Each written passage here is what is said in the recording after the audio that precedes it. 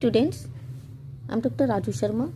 आज हम अध्ययन करेंगे दक्षिण पूर्वी एशिया के आर्थिक स्वरूप के संदर्भ में परिवहन का।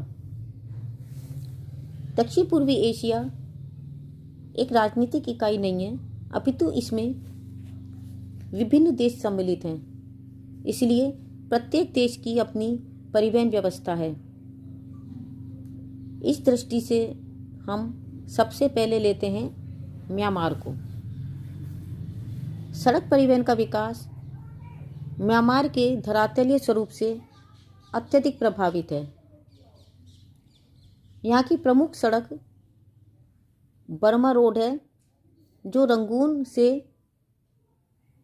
पिंगू मांडले, मेम्यो, लाशियो और वांटंग होती हुई कुनमिंग तक जाती है। अन्य प्रमुख सड़कें हैं मिगियान, मिथकिला, तुंगा, श्याम, सगैग, शबबो, कलेवा, इम्फाल, स्टीलवेल रोड आदि। रेल मार्गों का विस्तार म्यांमार में सीमित है। प्रमुख रेल मार्ग रंगून से प्रोम और रंगून से मांडले को हैं, जो उत्तर में मितकिना तक चला गया है। अन्य प्रमुख रेल मार्ग पीगू से मर्तबान, पोलमीन से ये और यवातुंग से अलोन, मांडले से लाशियो, हजदा से बेसिन और मांडले से मितकिना हैं। आंतरिक जल परिवहन का विकास म्यांमार में पर्याप्त हुआ है। इरावदी नदी समुद्र से 1400 किलोमीटर यानी मितकिना तक जल परिवहन के योग्य है। इसी प्रकार चिंदविन 500 किलोमीटर तक जल परिवहन के योग्य है। सालविन नदी 300 किलोमीटर और सितांग 130 किलोमीटर जल परिवहन के योग्य है। इरावदी नदी के डेल्टा प्रदेश में नदी की विविध शाखाएं जल परिवहन का उपयुक्त माध्यम है। इसके अतिरिक्त यहाँ 60 किलोमीटर लंबी नहरें भी जल परिवहन के उपयोग में लाई जाती हैं। रंगून एक प्रमुख बंदरगाह है, जो इरावदी नदी से नहर द्वारा संयुक्त है। अक्याब बंदरगाह विदेशी व्यापार की दृष्टि से महत्वपूर्ण है। वायु परिवहन का आंतरिक विकास यहाँ की वायु सेवा द्वारा सितंबर 1948 से आरंभ किया गया, किंतु विदेशी सेवाएं नवंबर 1950 में आरंभ की गईं। आरंभ में ये रंगून, बैंकॉक, कलकत्ता के मध्य थी, जिसे बाद में हांगकांग, ढाका और काठमांडू तक विस्तृत किया गया। 1998 में म्यांमार एयरवेज आरंभ की गई। परिवहन की दृष्टि से दूसरा देश हम जो ले रहे हैं वो है थाईलैंड। थाईलैंड की धरातलीय एवं जलवायु की दशाएं और देश के आकार के कारण परिवहन का अपेक्षाकृत कम विकास हुआ है। आज भी देश के परिवहन का प्रमुख साधन जलमार्ग ही हैं। इसके माध्यम से मीनाम की घाटी, श्याम की खाड़ी और कोरात का पठार मेकांग नदी की ओर उन्मुख हैं, जबकि उत्तरी थाईलैंड की नदियां जल परिवहन के लिए उपयुक्त नहीं होने के कारण यह भाग यूनान तथा शान के पठार से पगडंडियों द्वारा ही जुड़ा है। बैंकॉक से 415 किलोमीटर की दूरी तक नावें चलाई जा सकती हैं। इस प्रकार से हमने देखा कि थाईलैंड में जो ये शाम की खाड़ी है, जो ये मीनाम की जो घाटी है वो शाम की खाड़ी की ओर उन्मुख है और कोरात का पठार मिकांग नदी की ओर उन्मुख है। सड़कों का विस्तार थाईलैंड में कुल 64,600 किलोमीटर की लंबाई में है। इसमें से लगभग 24,000 किलोमीटर लंबी सड़कें सीमेंट कंक्रीट की हैं। रेल मार्ग की कुल लंबाई 4,623 किलोमीटर है। ये सभी मीटर गेज में हैं। इनमें सबसे महत्वपूर्ण रेल मार्ग बैंकॉक से चिनांग माई है, जो 741 किलोमीटर लंबा मार्ग है तथा देश के उत्तरी सिरे तक पहुंचता है। दक्षिण की ओर जाने वाला 990 किलोमीटर लंबा मार्ग बैंकॉक से प्रायद्वीप पर स्थित पदांग बेसर तक जाता है। मलाया रेल मार्ग से संयुक्त होकर पेनांग तक चला गया है बाद में। ये वायु परिवहन पूर्ण रूप से थाई एयरवेज कंपनी द्वारा नियंत्रित है। बैंकॉक प्रमुख हवाई केंद्र है जो अंतर्राष्ट्रीय महत्व का है।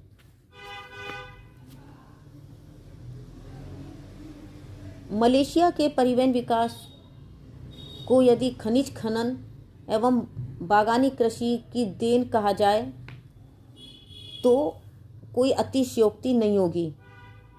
मलेशिया में जिस प्रकार बागानी कृषि एवं खनिज उत्पाद का विकास विदेशियों ने किया, उसी प्रकार परिवहन का विकास भी यहाँ उन्होंने ही किया, क्योंकि इन उत्पादों का उद्देश्य स्थानीय उपयोग में होकर निर्यात था।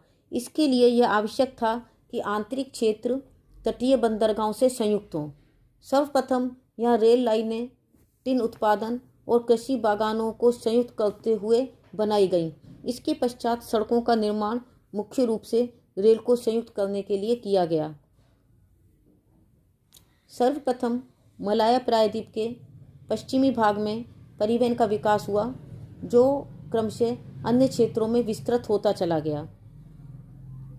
मलाया का सबसे बड़ा रेल मार्ग पाई से सिंगापुर तक है।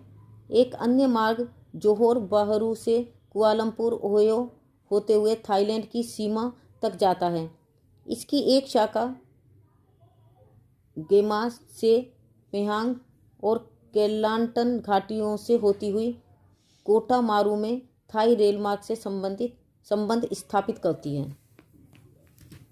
सड़कों का विकास भी रेल क्षेत्रों में ही विशेषकर हुआ है। सर्वाधिक सड़कों का विकास मलाया की पश्चिमी तटवर्ती पेटी में हुआ है। मलाया में जल परिवहन के लिए अनेक बंदरगाह विकसित हुए हैं। यहाँ के विदेशी व्यापार को नियंत्रित करते हैं। ये प्रमुख बंदरगाह मलाया प्रायद्वीप पर Penang, Malacca, Port Dickson, Port Weld, Port Swettenham, Dungun, Sarawak में कुचिंग और सीबू तथा साबा में लेबुआन और संडाकान हैं। ये सभी बंदरगाह आंतरिक परिवहन के केंद्र हैं। मलेशिया की अपनी वायु सेवा मलेशिया एयरलाइंस के रूप में है, जो आंतरिक और विदेशी वायु परिवहन सेवा प्रदान करती है। यहाँ कुल 19 हवाई अड्डे हैं, जिनमें 5 अंतर्राष्ट्रीय सेवा प्रदान करते हैं। कुआलालंपुर अंतर्राष्ट्रीय महत्व का हवाई अड्डा है। वियतनाम के परिवहन विकास में प्रमुख बाधा धरातल एवं देश का आकार है। यहाँ के विस्तृत क्षेत्र पर्वतीय एवं वनों से आच्छादित होने से परिवहन के साधनों से रहित हैं।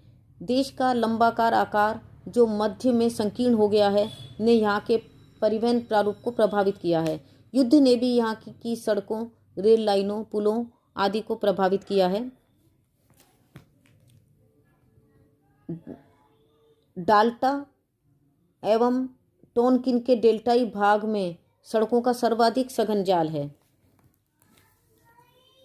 उत्तरी भाग में प्रमुख रेल मार्ग हनोई से हाईफोंग तथा हनोई लाओके है। दक्षिणी भाग में सैगोन प्रमुख रेल मार्ग का केंद्र है। दोनों वियतनाम के एकीकरण योजना के अंतर्गत हनोई से हो ची मिन्ह सिटी को रेल द्वारा संयुक्त कर दिया गया है, जिससे उत्तरी और दक्षिणी भागों में रेल संपर्क स्थापित हो सका है।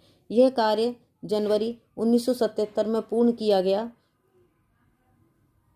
चीन के साथ रेल मार्ग फरवरी 1996 में पुनः खोले गए।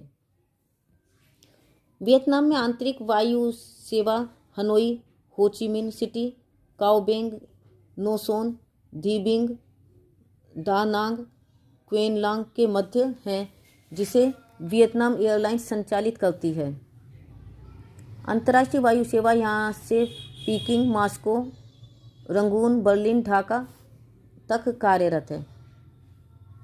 यहाँ के प्रमुख बंदरगाह हाईफोंग, हो ची मिन्ह सिटी, दा नांग हैं। इनके माध्यम से विदेशों से आयात निर्यात संपन्न होता है। कंबोडिया में नोम पेन सड़कों का प्रमुख केंद्र है। यहाँ के कंपोट, सेगोन, अंगकोर और बाठम बांग को सड़कें जाती हैं। खमैर अमेरिकी मित्रता मार्ग का निर्माण 1959 में किया गया, जो नोम पेन को कोमपोंग से जोड़ता है।